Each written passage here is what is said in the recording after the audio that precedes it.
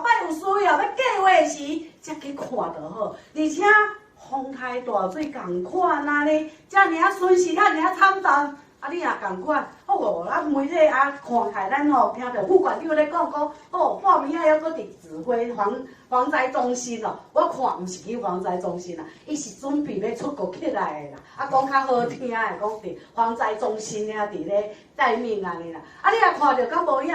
咱也看讲吼，因为我家己的选区是好美区啦，你也看，阮遐的农村偌严重，西瓜也好，啊，葱头也好，啊，麻也好。大家拢去了啊啦！馆长，你是当时要转来，你的请假要做毋做？还阁遥遥无期。咱的农村，咱的环境，咱的这物件要顾好，咱来互咱的中华人民有感才对。为何还是要执意出国？这个对彰化县民来讲是非常不能接受的。我们都知道说，豪雨灾情不会每天都有。你就晚个几天，晚个2天，多观察一下，再决定要不要出国，这个是非常理所当然的事情。一个彰化县长，一个是一县之长，却在人民最需要他的时候就给他离开了，果断的离开，让我们县民看到说，这个县长是非常不负责任的。如果不是钱吗？你在79万第一年咧开无感觉，那我们为什么呢？不要去找？一劳永逸解决的方法，是不是伫咱公有土地上来找咱公有土地？安尼咱这条线就唔免开啊。我们最担心的就是说，咱有感觉讲这一年79个尔，个开咧，没这个开，一年安开袂停。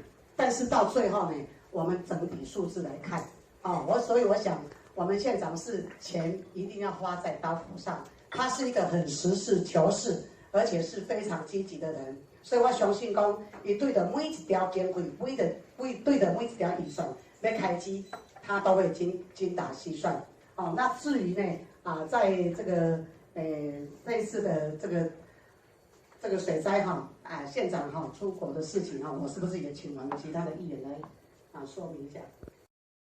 会内出国，怎么没有听见民进党的任何一个议员有出声？有出来你话讲无公平，关键推动，毋是一个人讲的准线，是整个团队来咧维护关键的运营。最后一条要表示，财政不良到底是谁惹出来的祸害？下礼拜即将会推行，印花会取消。我们的魏董事长，你身为中央的重要干部。我怎么不见你出来为了这个议题在反对？你原本执政历历，金汤将近会有20亿的税收，从此消失了。我怎么不见你有任何的反应，针对你本来所做的政策而提出意见？这样的情况下，我们难得不发现你真的是2套标准。我们到底现在帮谁擦屁股？已经咧进行8包审理当中。恁这议员咱毋去县政府问看卖，都黑白骂，讲阮拢无咧做，你怎么不去查证？再来说，我们到底有没有在做？事实上，已经在办理招标了，请问清楚，再来骂我们。